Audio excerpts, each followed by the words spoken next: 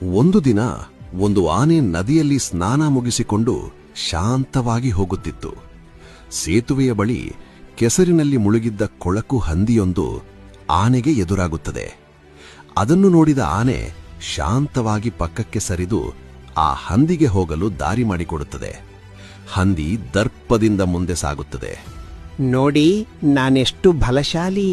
ಆ ದೈತ್ಯ ಆನೆ ಕೂಡ ನನಗೆ ಹೆದರಿ ಪಕ್ಕಕ್ಕೆ ಸರಿದು ದಾರಿ ಬಿಟ್ಟಿತು. ಇದನ್ನು ಕೇಳಿದ ಇತರ ಆನೆಗಳು ಆನೆಯ ಬಳಿ ಬಂದು ಕೇಳುತ್ತವೆ, ನೀನು ನಿಜವಾಗಲೂ ಆ ಹಂದಿಗೆ ಹೆದರಿ ದಾರಿ ಬಿಟ್ಟಿಯಾ? ಆಗ ಆನೆ ಹೇಳಿತು, ನಾನು ಅದನ್ನು ಸುಲಭವಾಗಿ ಹೊಸಕಿ ಹಾಕಬಹುದಿತ್ತು. ಆದರೆ ನಾನು ಶುಚಿಯಾಗಿದ್ದೆ, ಅದು ಕೆಸರಾಗಿತ್ತು. ನಾನು ಅದನ್ನು ಮುಟ್ಟಿದ್ದರೆ ನಾನು ಕೊಳಕಾಗುತ್ತಿದ್ದೆ. ನಾನು ಸರಿದು ಹೋದಿದ್ದು ಭಯದಿಂದಲ್ಲ, ನನ್ನ ಶುಚಿತ್ವ ಉಳಿಸಿಕೊಳ್ಳಲು.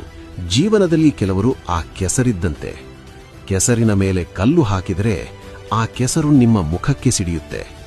ಎಲ್ಲರ ಜೊತೆ ವಾದ ಮಾಡಿ ನಿಮ್ಮ ಬೆಲೆ ಕಳಕೋಬೇಡಿ. ನೆನಪಿಡಿ, ನಿಮ್ಮ ಮಟ್ಟಕ್ಕಿಲ್ಲದವರ ಜೊತೆ ಜಗಳ ಆಡುವುದಕ್ಕಿಂತ ಮೌನವಾಗಿ ಅವರನ್ನು ನಿರ್ಲಕ್ಷ್ಯ ಮಾಡುವುದೇ ನೀವು ಅವರಿಗೆ ನೀಡುವ ಅತಿ ದೊಡ್ಡ ಶಿಕ್ಷೆ.